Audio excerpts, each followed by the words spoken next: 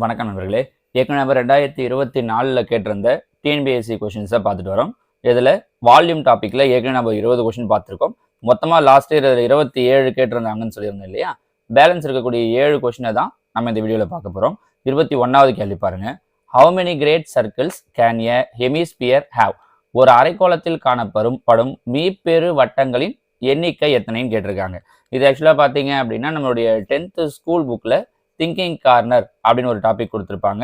இன்னொன்று progress check அப்படின்னு ஒன்று கொடுத்துருப்பாங்க. நான் இது ரெண்டுத்துக்குமே உங்களுக்கு ஆல்ரெடி வீடியோ போட்டிருக்கேன். அதில் இருக்கிற கொஷின்ஸ் எல்லாம் திங்கிங் கார்னர் இருக்கிற கொஷின்லாம் எப்படி ஆன்சர் பண்ணுறது, ப்ராக்ரஸ் செக்கு எப்படி ஆன்சர் பண்ணுறது அப்படின்ட்டு அதில் ஒரு கொஷின் தான் இது. ஆக்சுவலாக இதுக்கு முன்னாடி பார்த்த கொஷின்ஸில் நிறைய கொஷின் உள்ளே இருக்கக்கூடிய எக்ஸசைஸ் எக்ஸாம்பிள் கொஷினையும் கேட்டிருக்காங்க. நேற்றுக்கு பார்த்ததெல்லாம் அது மாதிரியான கொஷின்ஸ் தான்.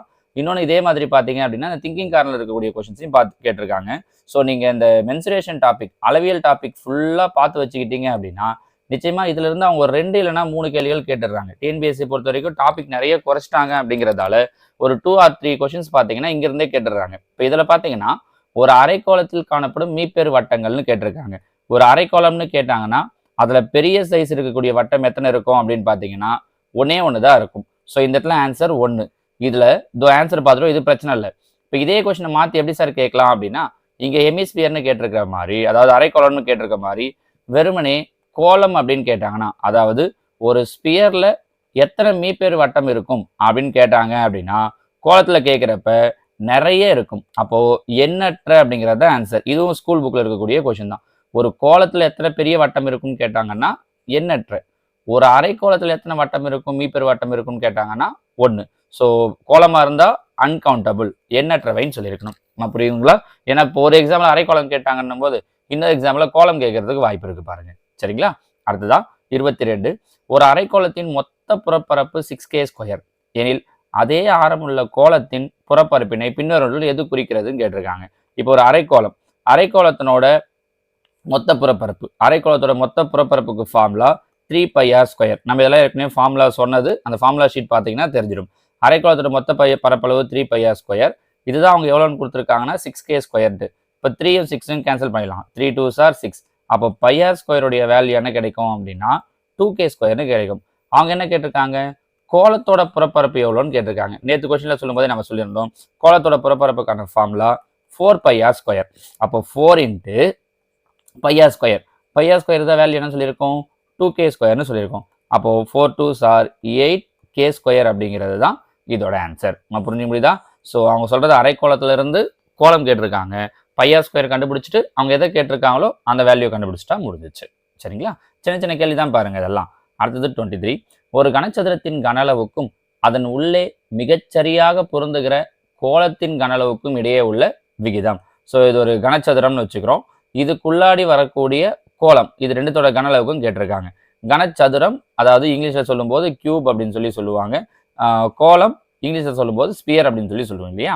கனச்சதுரத்தினுடைய கனளவு, கனச்சதுரத்துடைய வால்யூமுக்கு என்ன ஃபார்முலா, a³ இஸ்டு ஸ்பியர் கோலத்தோட கனளவுக்கு என்ன ஃபார்முலா 4/3 πr³ அப்படிங்கிறது ஃபார்முலா. 4/3 πr³. அவங்க என்ன சொல்லியிருக்காங்கன்னா இதுக்குள்ள இப்போ இதோட அளவு நான் என்னன்னு வச்சுக்கிறேன் அப்படின்னா ஏன்னு வச்சுக்கிறேன் அப்படின்னு வச்சுக்கோங்க. பொதுவாக அதான் a³ வச்சிருக்கோம். இது கனச்சதுரம். நமக்கு 2 டைமென்ஷனில் புரியறதுக்காக நான் சதுரமும் வட்டமும் போட்டு காட்டியிருக்கேன். இப்போ இங்க வரும்போது இந்த அளவும் என்னவா தான் இருக்கும், ஏவா தான் இருக்கும். ஆனால் கோலத்துக்கு நமக்கு என்ன தேவைன்னா ஆரம் தேவை. ஸோ இது ஃபுல்லாக, அதாவது விட்டம் ஏன்னா ஆரம் என்ன கிடைச்சிரும், அதில் பாதி a/2ன்னு கிடைச்சிரும். அப்போ இது என்னவாயிடும் 4/3 π a/2 வரும். கரெக்டா? 4/3 π a/2 அப்போ ஏவை கியூப் பண்ணால் a³ பை 2வை கியூப் பண்ணோம் அப்படின்னா 8. புரிஞ்சு முடியுதா உங்களுக்கு? ஃபார்முலா 4/3 πr³ தான். இதுக்குள்ளவே வர்றதால அந்த ஆரமே என்னவாயிடும் அப்படின்னா இதோட மொத்த லென்த்ல பாதி ஆயிடும் அப்படிங்கிறதால இப்போ எதெல்லாம் கேன்சல் பண்ண முடியுமோ கேன்சல் பண்றேங்க. a³ கேன்சல் ஆயிடும்.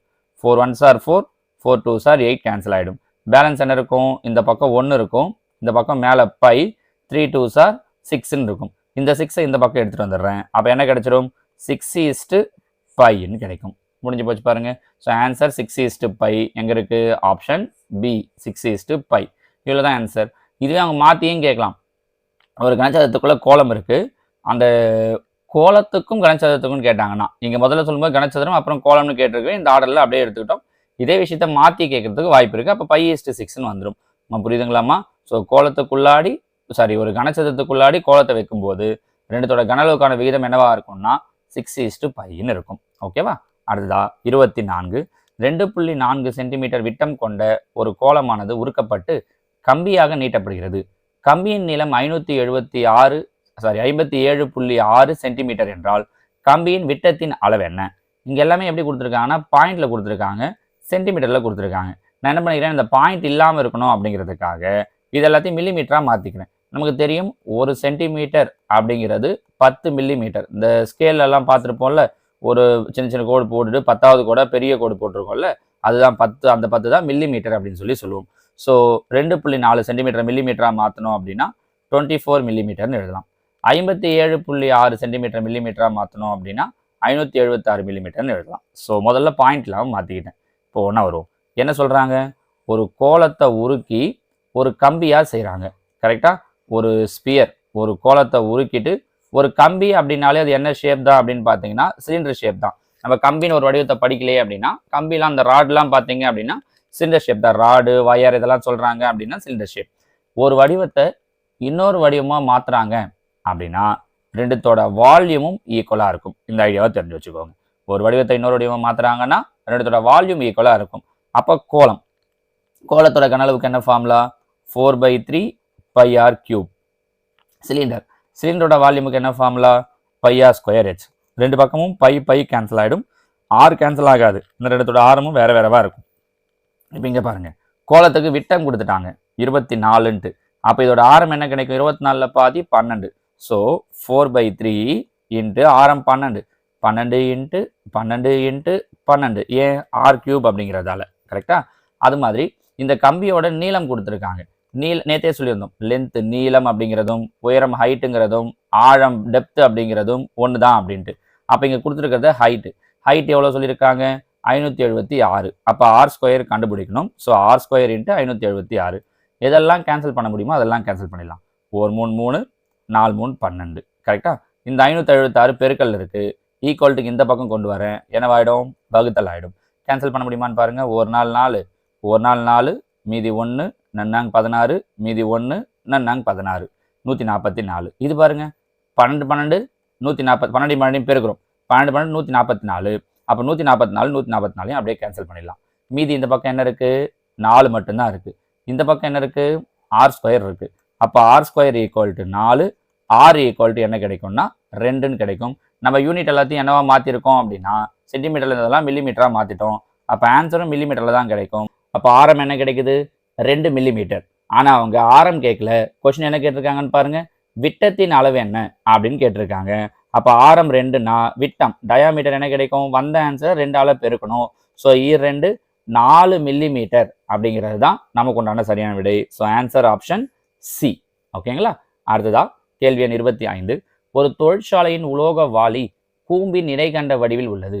அதன் மேற்புற மற்றும் அடிப்புற விட்டங்கள் முறையே 10 மீட்டர் 4 மீட்டர் ஆகும். அதன் உயரம் 4 மீட்டர் எனில் இடைக்கண்டத்தின் வலைபரப்பு என்ன அப்படின்னு கொஸ்டின் கேட்டிருக்காங்க.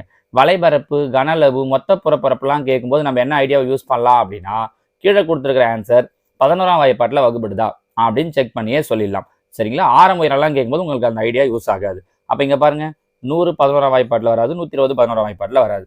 ஆனால் 110 வரும், 220 வரும். இப்போ நமக்கு 2 ஆன்சர் வந்து நிற்குது பாருங்க. ஒருவேளை 110 மட்டும்தான் ஆன்சராக இருந்ததுன்னா நம்ம யோசிக்காம டக்குன்னு அதை சொல்லிடலாம். ஆனால் 220 11ஆம் வாய்ப்பாட்டில் வரும். அப்போ இங்கே நமக்கு வேற வழி கிடையாது, ஃபார்முலாவை யூஸ் பண்ணி ஆகணும். ஆனால் குறைஞ்சபட்சம் உங்களுக்கு நீங்கள் ஒரு ஸ்பீடில் போடுறீங்க அப்படின்னா கூட 2 ஆன்சர் வராதுன்னு ஒமிட் பண்ணுற முடியுது பாருங்க. ஒருவேளை 11ல் வரணுன்ற ஐடியா தெரிஞ்சு இந்த இடத்துல அவங்க 230 240 யாராவது கொடுத்துருந்தாங்க அப்படின்னா இப்போ நம்மளால இந்த ஆன்சரே சொல்லி முடிச்சுட்டு இருக்க முடியும். கரெக்டா? ஆனால் இங்கே 2 ஆன்சர் 11ஆம் வாய்ப்பாட்டில் வர்றதால இப்போ நம்ம அடுத்த ஸ்டெப்புக்கு போகிறோம். இடைக்கண்டத்தினுடைய வலைபரப்பு கேட்டிருக்காங்க. இடைக்கண்டத்தினுடைய வலைபரப்புக்கு ஃபார்முலா π × r+r × l அப்படிங்கிறது தான். இங்கே பாருங்க, விட்டங்கள் கொடுத்துருக்காங்க. விட்டம் எவ்வளோ கொடுத்துருக்காங்க அப்படின்னா 1 10, இன்னொன்று 4. நமக்கு தேவை ஆரம்.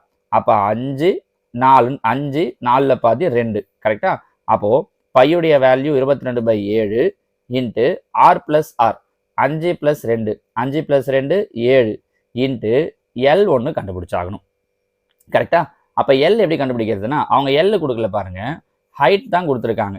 உயரம் எவ்வளோ கொடுத்துருக்காங்க அப்படின்னா 4 மீட்டர். ஹைட் எவ்வளோ சொல்லியிருக்காங்க 4.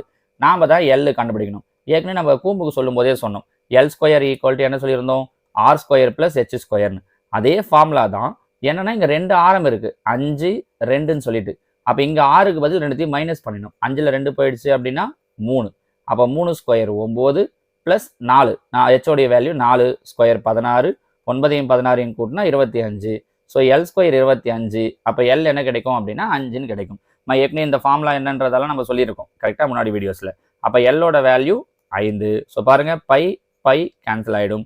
22 5ஐயும் பெருக்கணும் அப்படின்னா 110. So answer option B 110. இப்போ நமக்கு இந்த வேலை கூட இவ்வளோ வேலை கூட இருந்திருக்காது. எப்போ இந்த 210 கொடுக்காம 220 கொடுக்காம 210 230 அந்த மாதிரி எதனா கொடுத்துருந்தாங்கன்னா, இப்போ 2 11 டேபிள் வந்ததால் நம்ம இவ்வளோ வேலை செய்கிற மாதிரி இருக்கு.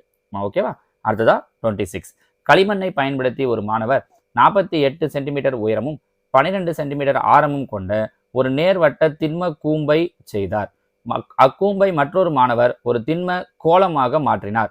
அவ்வாறு மாற்றப்பட்ட கோலத்தின் ஆரத்தை காண்க. இது ஒரு பழைய கொஸ்டின்மா, அதாவது ரிப்பீட்டடா இதை கேட்டுட்டே இருக்காங்க. இந்த கொஸ்டின் ரொம்ப வருஷமாவே கேட்குறாங்க. சரியா? என்ன சொல்லியிருக்காங்க, ஒரு கூம்பை கோலமா மாத்துறாங்க. கரெக்டாமா? ஒரு கூம்பை என்னவா மாத்துறாங்க அப்படின்னா கோலமா மாத்துறாங்க. இப்பதான் சொன்னோம், ஒரு வடிவத்தை இன்னொரு வடிவமா மாத்துறாங்கனாலே ரெண்டுத்தோட கன அளவும் சேமா இருக்கும், வால்யூம் ஈக்குவலா இருக்கும். கூம்போட கன அளவுக்கான ஃபார்முலா 1/3 πr ஸ்கொயர் ஹெச். கோலத்தோட கன அளவுக்கான ஃபார்முலா 4/3 πr கியூப். ரெண்டு பக்கம் எதெல்லாம் கேன்சல் ஆகும், பையில் இருக்கிற 3 கேன்சல் ஆகிடும், பை கேன்சல் ஆகிடும், ஆர் கேன்சல் ஆகாது. ஏன்னா ஆரம் எடுத்துக்கும் வேற வேற. இப்போ பாருங்க, கூம்புக்கு ஆரம் எவ்வளோ சொல்லியிருக்காங்க 12. அப்போ ஆர் ஸ்கொயருங்கிறதால 12 × 12. ஹெச் எவ்வளோ கொடுத்துருக்காங்க 48. அப்போ 48 ஈக்குவல் டு 4. கோலத்தோட ஆரம் தெரியாது, அதுதான் கேட்டிருக்காங்க, 4r கியூப். இங்கே பெருக்கில் இருக்கிற ஆர் என்ன பண்ணுறேன்னா ஈக்குவலுக்கு இந்த பக்கம் கொண்டு வரேன், வகுத்தல். ஒரு நாள் 4, 12 48. பாருங்க, 12 × 12 × 12, அதாவது 12 கியூப்னு எழுதலாமா? இந்த பக்கம் என்ன இருக்கு, ஆர் கியூப். கியூப் கேன்சல் ஆகிடும். அப்போ ஆர் ஈக்குவல் டு என்ன கிடைக்குது அப்படின்னா 12. ஸோ அந்த கோலத்தோட ஆரம் என்னவா இருக்கும் அப்படின்னா ஆப்ஷன் பி 12 சென்டிமீட்டர். சரிங்களா? அடுத்ததா வால்யூம் டாபிக்ல அவங்க கேட்டிருந்த லாஸ்ட் கொஸ்டின், 2024 கேட்டிருந்த மொத்த கொஸ்டின்ஸ்ல இதுதான் கடைசி. பாருங்க, ஒரு நீச்சல் குளம் 24 மீட்டர் நீளமும் 15 மீட்டர் அகலமும் கொண்டது. நீளம் அகலம் அப்படின்னு வந்தாலே அது என்ன வடிவம்னா செவ்வகம், ரெக்டாங்கிள். சரி, குறிப்பிட்ட எண்ணிக்கையிலான ஆண்கள் அந்த குளத்தில் குதிக்கும் பொழுது அந்த நீரின் உயரம் சேர்ந்து என்ன கொடுத்துட்டாங்க, உயரம் வந்துருச்சு. நீளம் அகலம் மட்டும் வந்தா செவ்வகம், ரெக்டாங்கிள். நீளம் அகலம் உயரம் 3 வந்துச்சு அப்படின்னா கன செவ்வகம், கியூபாய்ட். அப்போ இது என்ன ஷேப் அப்படின்னா கியூபாய்ட் ஷேப். முதல்ல அந்த ஐடியாவுக்கு வந்துருங்க. கியூபாய்டுடைய லென்த் 24, பிரெத்து 15, ஹைட்டு 1 சென்டிமீட்டர். இதெல்லாம் மீட்டர். 24 மீட்டர், 15 மீட்டர், இது 1 சென்டிமீட்டர். ரைட். ஒரு ஆண் சராசரியாக வெளியேற்றும் நீரின் அளவு 0.1 மீட்டர் கியூப் எனில் அந்த நீச்சல் குளத்தில் எத்தனை ஆண்கள் உள்ளனர் இப்படிங்கிறது தான் கேள்வி. கரெக்டா? இப்போ எங்க வாங்க, இதுவும் மீட்டர், இதுவும் மீட்டர், இதுவும் மீட்டர். அப்புறம் மாற்ற வேண்டியது இந்த சென்டிமீட்டரை மாற்றிடலாம். ஹெச் 1 சென்டிமீட்டர்னு இருக்கு. 1 சென்டிமீட்டர் அப்படிங்கிறத மீட்டரில் எழுதும்போது 100 சென்டிமீட்டர் சேர்ந்தது தான் 1 மீட்டர். அப்போ 2 ஸ்தானம் பாயிண்ட்டை தள்ளணும், 1 2. ஸோ 0.01 மீட்டர்னு எழுதலாம். என்னென்னு எழுதலாம், 0.01 மீட்டர் தான் ஹைட்டு. இப்போ கனச்செவ்வகத்தினுடைய கனளவுக்கு என்ன ஃபார்முலா, எல் × பி × ஹெச். இது கனச்செவ்வகத்தினுடைய கனளவு. ஒவ்வொருத்தரும் எவ்வளோ நீரை வெளியேற்றுறாங்கன்னு சொல்லியிருக்காங்க. நம்ம ஏற்கனவே அந்த முன்னாடி பார்க்குறப்போ ஒரு கொஸ்டின் பார்த்தோம் பாருங்க, தார்பாய் சொல்லிட்டு நீளம் கொடுத்துட்டாங்க, அகலம் தேவை அப்படின்னும் போது அதே விஷயம் தான் இங்கேயும். இங்கே சொல்லியிருக்கிற அளவை நம்ம கீழே போட்டுக்கிட்டா முடிஞ்சிடுச்சு. 0.1 மீட்டர் கியூப்னே கொடுத்துட்டாங்க. அதனால நீங்கள் டைரெக்டாக 0.1 போட்டுடலாம். இங்கே பாருங்க, எல் எவ்வளோ 24, பி எவ்வளோ 15, ஹெச் எவ்வளோ 0.01 பை மீட்டர் கியூப்ல என்ன இருக்கு 0.1 இருக்கு. இதை கேன்சல் பண்ணிட்டு மல்டிப்ளை பண்ணா முடிஞ்சிச்சு. சரிங்களா? இப்போ இதில் பார்த்தீங்க அப்படின்னா 25 × 15 24யும் 15யும் பெருக்கிறோம். 24யும் 15யும் பெருக்கணும் அப்படின்னா 4 5 60, மீதி 6, ஈர்ப்பாஞ்சு 30, 30 ஆரம் 36, 360 இன்ட்டு இங்கே பாருங்களேன், இதில் 0.01 இருக்கு. கரெக்டா? அதாவது பாயிண்ட்டுக்கு அப்புறம் 2 டிஜிட் இருக்கு. அப்போ இதை நான் 100ஆல் மல்டிப்ளை பண்ணால் 1ன்னு வந்துடும். மேலே எதால் மல்டிப்ளை பண்ணுறேன்? 100ஆல். மேலே 100ஆல் மல்டிப்ளை பண்ணால் கீழே 100ஆல் மல்டிப்ளை பண்ணணும். 0.1 100ஆல் மல்டிப்ளை பண்ணேன்னா 10ன்னு ஆகிடும். கரெக்டாக? ஏன்னா 0.2 டிஜிட் ரைட் சைடில் வரும். 0 0 கேன்சல் ஆகிடும். 36 1 பெருக்கினேன் அப்படின்னா 36. அப்போ அந்த குளத்தில் மொத்தம் எத்தனை ஆண்கள் இருக்காங்க அப்படின்னா 36 ஆண்கள் இருக்காங்க. உங்களுக்கு 2 இடத்துல கன்ஃபியூஸ் ஆகலாம். இந்த 0.01 மீட்டர்னு எழுதுனது இதை எழுத கன்ஃபியூஸ் ஆகுதுன்னா நான் இன்னொரு ஐடியா சொல்கிறேன் பாருங்க. 1 சென்டிமீட்டர்னு இருக்குது. 100 சென்டிமீட்டர் சேர்ந்தது 1 மீட்டர் இல்லையா? அப்போது 1/100 மீட்டர்னு எழுதலாம். இது எப்படி எழுதலாம்? 1/100 மீட்டர். இந்த 0.1 இருக்கு இல்லையா? பாயிண்ட்டுக்கு அப்புறம் ஒரு டிஜிட் தான் இருக்குன்றதால இதை 1/10ன்னு எழுதலாம். இப்போ இங்கே கொண்டு வந்து நம்ம அப்ளை பண்ணும்போது 24 × 15 இந்த சென்டிமீட்டர் தான் என்னென்னு மாற்றி வச்சுருக்கோம்? 1/100ன்னு மாற்றிருக்கோம். பை இந்த 0.1 தான் என்னென்னு மாற்றிருக்கோம்? 1/10ன்னு மாற்றிருக்கோம். கரெக்டாக? இப்போ பாருங்கள் 0 0 கேன்சல் ஆகிடும். இது ரெண்டுத்தையும் பெருக்குனா என்ன கிடைக்குது? 360. இந்த 0 0 கேன்சல் ஆகிடும். அப்போ உங்களுக்கு ஆன்சர் என்ன தான் நிற்கும் அப்படின்னா 36ன்னு நிற்கும். பாயிண்டில் வச்சு பண்ண கஷ்டமாக இருந்தால் இந்த மாதிரி ஃப்ராக்ஷனாக வச்சு பண்ணிக்கலாம். நான் புரிஞ்சுக்க முடியுதா? இந்த 27 கொஸ்டினுமே நான் உங்களுக்கு சொல்லும்போது ஒரு ஆர்டர் வைஸாக தான் கொடுத்துருக்கேன். அதாவது ஷேப் வைஸாக விஷயங்களை அந்த அங்கங்கே கொடுத்துட்டு ஒரு ஷேப்னா அதில் வரக்கூடிய வடிவங்கள்லாம் அடுத்த எல்லா ஷேப்பும் முடிஞ்சதுக்கப்புறம் 2 ஷேப் சேர்ந்த மாதிரி அந்த மாதிரியான கொஷின்ஸ் தான் கொடுத்துருக்கேன். ஸோ இதை கொஞ்சம் நீங்கள் தெளிவாக பார்த்துக்கிட்டீங்க. இது ஒன்று. அதே மாதிரி 2023 கேட்டிருந்த கொஷின்ஸ் இதெல்லாம் நீங்கள் தெளிவாக பார்த்து வச்சிங்க அப்படின்னாலே வால்யூம் பார்த்தினா ஒரு ஃபுல் வியூ உங்களுக்கு தெரிஞ்சிடும். வால்யூம் ஏரியாவுக்குலாம் நீங்கள் அப்படியே மொத்தத்தையும் படிக்கணும். அதே மாதிரி தான் சிம்பிள் இன்ட்ரெஸ்ட் காம்பவுண்டர்ஸ் கூட மொத்த கான்செப்டையும் படிச்சுட்டு தான் ஆன்சர் பண்ணணும் அப்படின்னாலாம் டிஎன்பிஎஸ்சியில் ஆன்சர் பண்ணுறது ரொம்ப கஷ்டம். ஏன்னா அவ்வளோ விஷயங்கள் உள்ளாடி இருக்குது. அப்போ நம்ம பண்ண வேண்டியது என்ன அப்படின்னா இந்த ப்ரீவியஸ் இயரில் அவங்க கேட்டிருக்க கொஷின்ஸ் எல்லாம் தெளிவாக பார்த்துடணும். இதெல்லாம் பார்த்துட்டிங்கனாலே போதும். அவங்க என்ன மாதிரியான கொஷின் கேட்டாலும் உங்களால் ஈஸியாக ஆன்சர் பண்ண முடியும். ஏன்னா ஒரு சில டாப்பிக்கை தான் அவங்க என்ன பண்ணுறாங்கன்னா திருப்பி ரிப்பீட்டடாக கேட்குறாங்க. இந்த 2025 மேத்ஸில் நம்ம 25 எடுக்கிறோம். அந்த டார்கெட்டை வச்சுக்கோங்க. கட்டாயம் எடுக்க முடியும். அடுத்தடுத்து நான் உங்களுக்கு மாடல் கொஸ்டின் பேப்பர்ஸ்லாம் போடுறேன். Weekly once model question paper என்னென்ன டாபிக் முடிஞ்சிருக்கோ அதில் இல்லை ஜென்ரலாகவே ஒரு மாடல் கொஸ்டின் பேப்பர் இதெல்லாம் ரெகுலராக போட்டுட்டு வரேன்.